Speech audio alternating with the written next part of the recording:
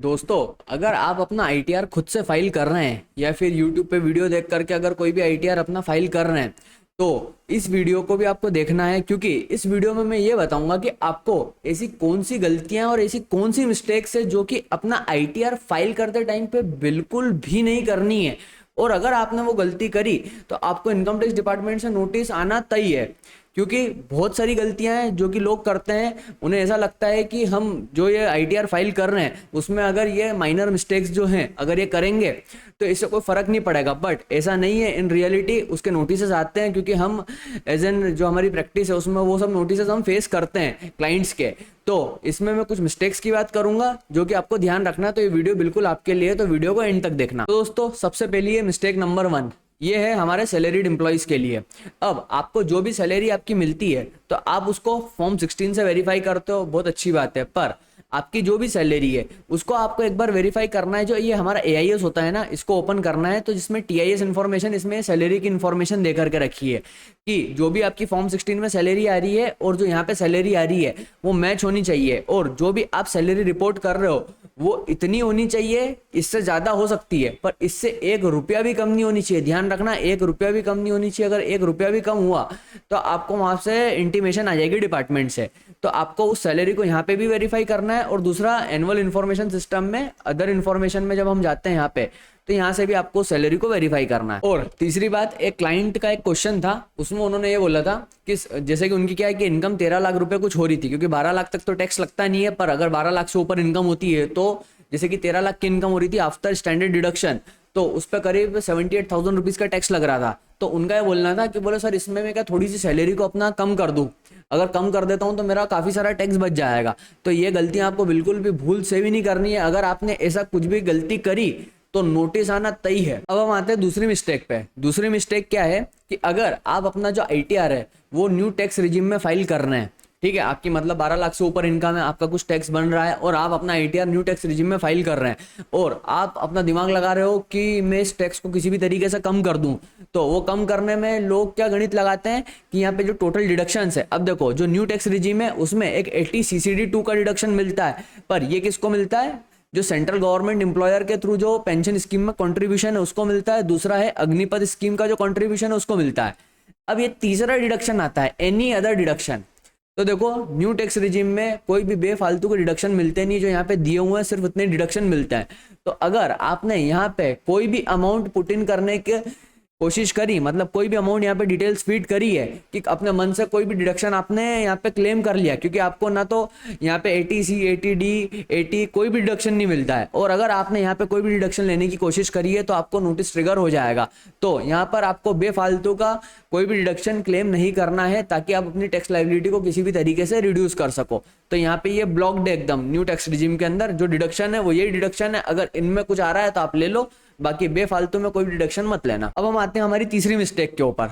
जब भी आप अपना एआईएस ओपन करोगे, अब उसमें अगर कोई मिसलेनियस पेमेंट वाला कोई टैब आपको दिख रहा है, अब मिसलेनियस पेमेंट में जैसे कि यहाँ पे एक टैब दिख रहा है, अब इसमें कुछ क्रेडिट कार्ड से रिलेटेड ट्रांजेक्शन हमें दिख रहे हैं। अब देखो यहाँ पे जैसे कि 36 लाख है, 20 लाख है, 14 लाख है, 13 लाख है, तो ऐसा करते कराते कुछ 84 लाख रुपए के ट्रांजेक्शन दिख रहे हैं। अब ये पर्टिकुलर आईटीआर है, इसमें इसकी इनकम है 10 से 12 लाख रुपए, मतलब कि इस साल में और इसके पिछले साल में 7 लाख रुपए तक की इनकम थी। एक बिजनेस का आईटीआर है। तो अगर आपके आईटीआर में आपको इस तरह से कोई भी ट्रांजैक्शन अगर शो हो रहे हैं और आप प्रोफेशनल नहीं हो, आप आईटीआर वगैरह फाइल करने का इतना ज्यादा नॉलेज नहीं रखते हो, आप सिर्फ यूट्यूब से देख रहे हो, तो पहली फुर्सत में एक चार्टर्ड अकाउंटेंट से संपर्क करना। क्योंकि इस अगर देखो, आपकी सीधी सी बात है, आपकी जो सैलरी है वो है 10 लाख 12 लाख रुपए, इतनी इनकम आप शो करते हो, और यहाँ पे आपने क्रेडिट कार्ड से ट्रांजैक्शन करके रखे हैं 84 लाख रुपए के, तो डिपार्टमेंट आपको आज नोटिस नहीं भेजेगा पर आने वाले टाइम में नोटिस भेजेगा और ये जरूर पूछेगा कि 84 लाख रुपीज का खर्चा आपने कर कैसे दिया, आपकी सैलरी तो इतनी कम है।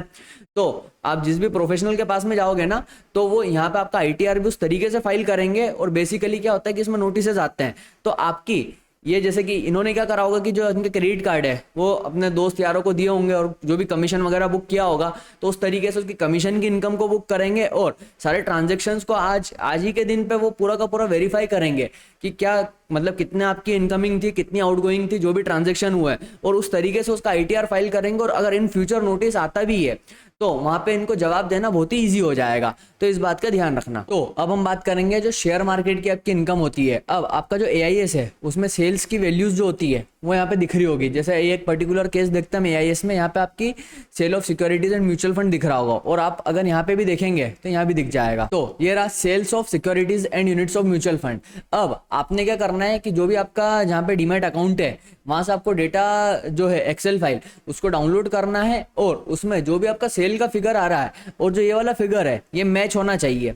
अगर वो फिगर ज्यादा है, ये कम है तो चलेगा, पर इस फिगर से वो पर्टिकुलर फिगर जो आपने डीमैट अकाउंट से निकाला है वो कम नहीं होना चाहिए। अगर कम दिख रहा है तो या फिर आपने कोई दूसरा डीमैट अकाउंट ओपन किया होगा जिसमें कि आपने कोई ट्रांजेक्शन किए होंगे, तो एक बार वो आपको अच्छे से समझना पड़ेगा।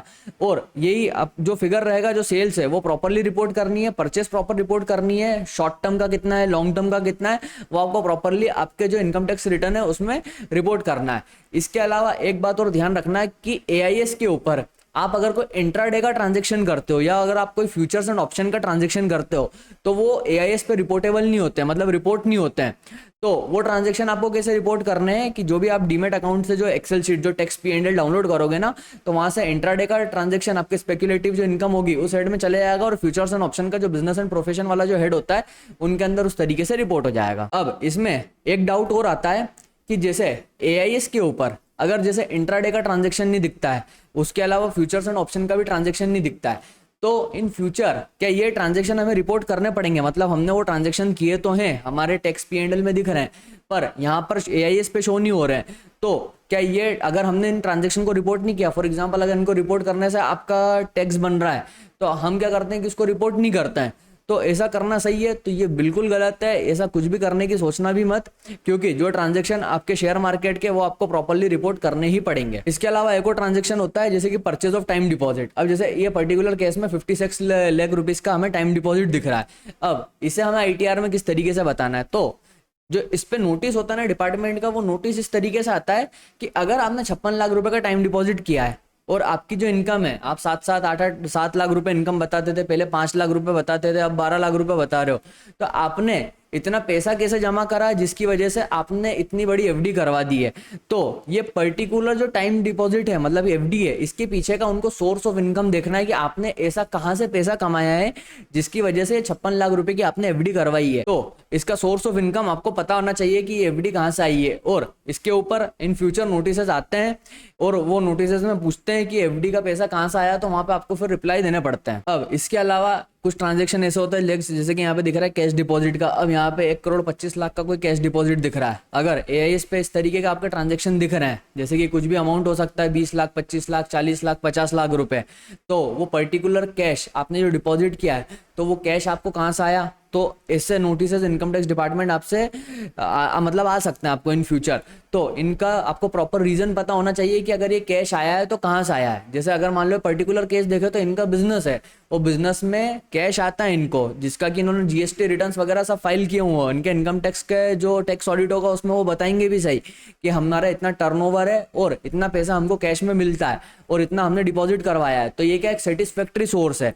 अब इसके अलावा अगर कोई और दूसरे सोर्स से आपको कैश डिपॉजिट हो रहा है तो डिपार्टमेंट से फिर नोटिस आता है और फिर आपको वहां पे अगेन प्रूफ करना पड़ता है कि वो कैश आपको कहां से आया था। और अगर आप प्रूफ नहीं कर पाते हो तो फिर आपको इस पे बहुत हेवी टैक्स, इंटरेस्ट और पेनल्टी आपको पे करनी पड़ती है। इसके अलावा एक ट्रांजेक्शन आपको और एआईएस पे दिखेगा, जैसे कि एक यहाँ पे पर्टिकुलर केस में दिख रहा है परचेस ऑफ इमूवेबल प्रॉपर्टी। ठीक है, अब कुछ यहाँ पे 1,04,00,000 रुपए की इन्होंने कोई इमूवेबल प्रॉपर्टी परचेस करी, मतलब लैंड, बिल्डिंग जो भी है, प्लॉट्स वगैरह कुछ परचेस किए होंगे। अब यहाँ पे इस पे नोटिस किस तरीके से आता है इन फ्यूचर कि आपने ये जो माल खरीदा है इसका पैसा आपके पास में कहाँ से आया। अब तो आपको उसका सोर्स बताना पड़ता है कि जो भी पैसा, फॉर एग्जांपल जैसे इन्होंने कोई इनकी जमीन बेची होगी, उससे उस जमीन को परचेस किया है, तो वो सोर्स उनको वहां पे जाकर के प्रूफ करना पड़ता है कि जब भी नोटिस आता है कि ये जो अमाउंट है जो भी परचेस किया है आपने, उसका पैसा आपको कहाँ से आया है।